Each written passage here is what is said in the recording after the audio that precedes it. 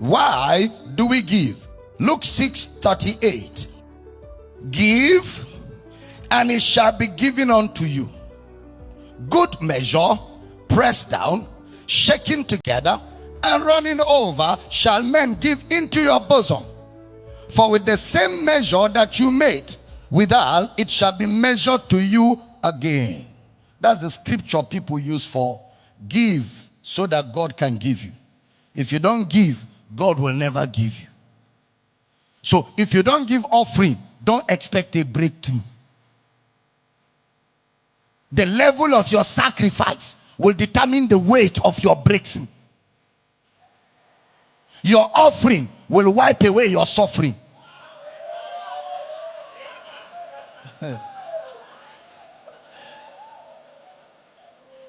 Your offering will remove your suffering. And yet many people are giving offering and still suffering. So who is lying? God or the preacher? The preacher, of course. How can offering remove suffering? Where did you ever see that in the Bible? You're what? If you're sick, check your seed. There's another prosperity preacher here.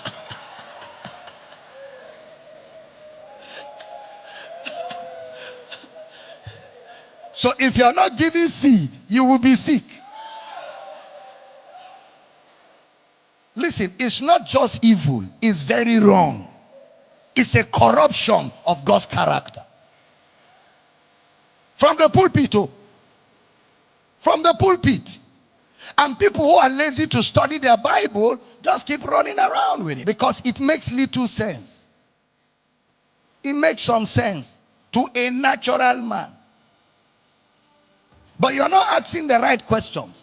If it is true that your offering will wipe away your suffering, why is it that many people in the church that give offering are suffering? Somebody is lying, and definitely cannot be God. It has to be the preacher who is preaching it.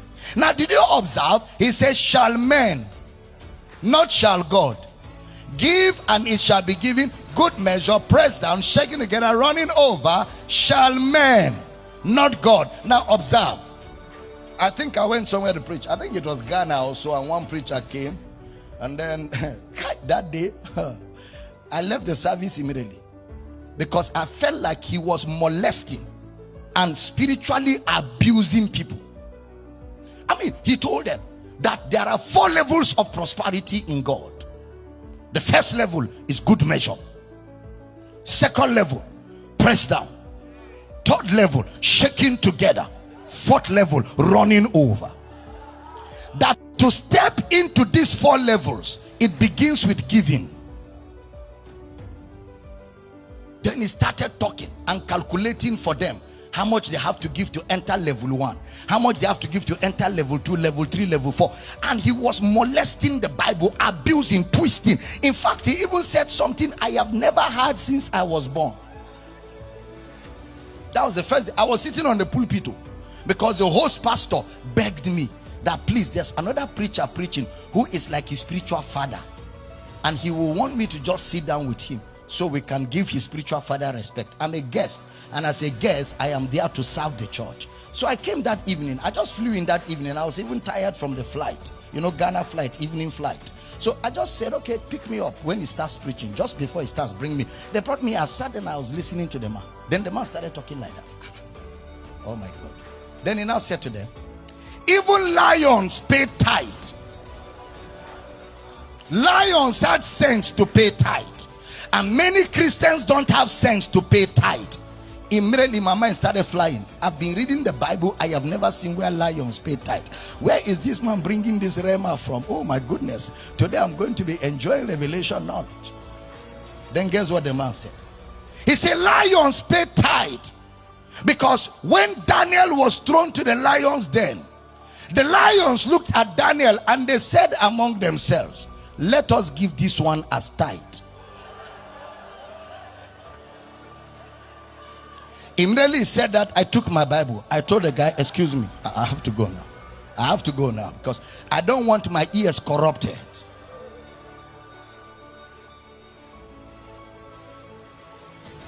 when a pastor is greedy, every scripture is for money collection.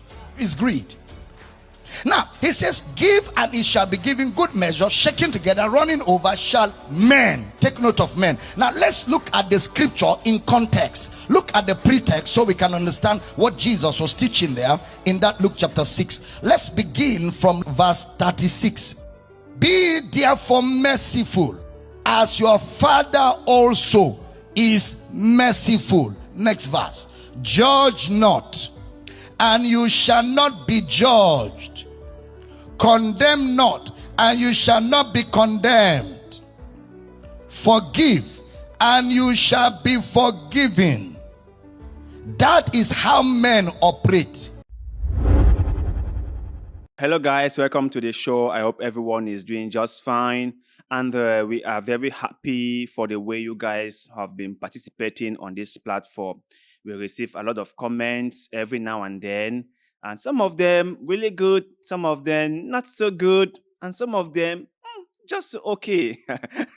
But nevertheless, keep your comment coming, right? Like I have said before, our platform is open to every single view and opinion, because I believe that it's always better to have more information than fewer information.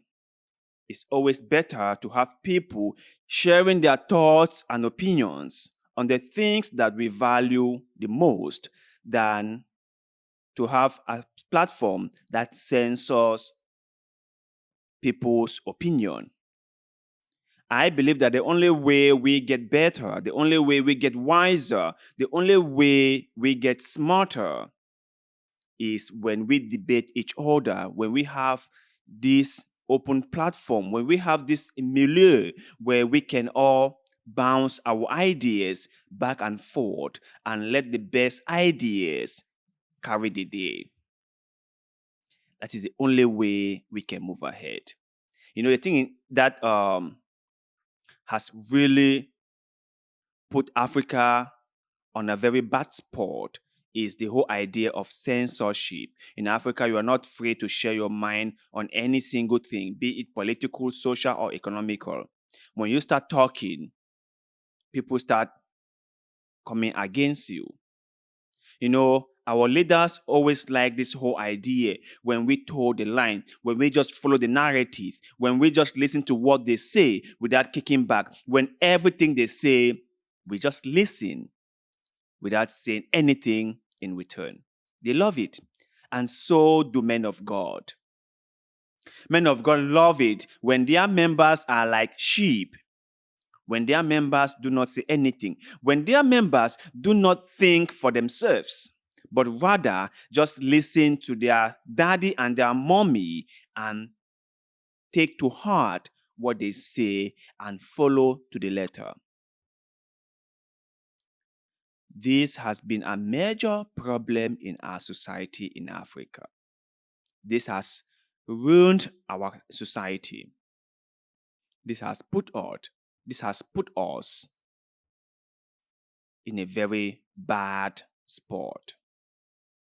And I hope that with the help of social media, with the help of outspoken people, with the help of people who have realized that this cannot keep on going, and they are now speaking out, change will come. I hope that. I really hope that. So, whenever you came across a video by Dr. Abel Damina and you listen to what he says, you get smarter. Now, like I have said before, I am not a member of his denomination. No, I'm not a member. I'm not a member of any denomination. I am for the people. I am in the people's church. I am for the people. Now, I am not saying that he is 100% great person or he is 100% righteous human being. No, he's not. Who is, right? Who is 100% righteous? We all have our own flaws. We all have our own shortcomings. We all have our own weaknesses. Nobody can claim to be perfect. Nobody. We are all flawed people. But there's a difference between someone who understand the errors of his past and change course, and someone who refuses to even listen to what others might have to say about him or her. There's a difference between you who realize that the things you've been doing might not have been necessarily the best, and then you are willing to make amends, from an individual who is just so blind to his own errors, who is just so ignorant of his own fault, who is just so full of himself and is not willing to listen to what others have to say about him or her. These are two distinct individuals. So whenever I listen to Dr. Abel talk or preaches, I'm like, this is a person I can root for.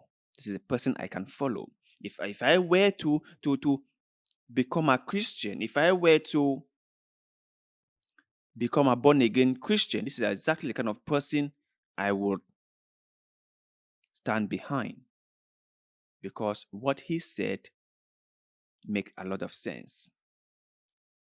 Now, like I've always said, giving is great.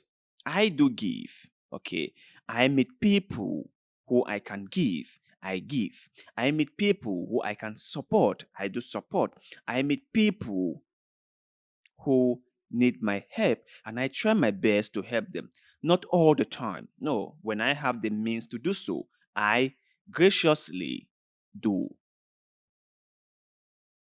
I believe that giving is a free will thing.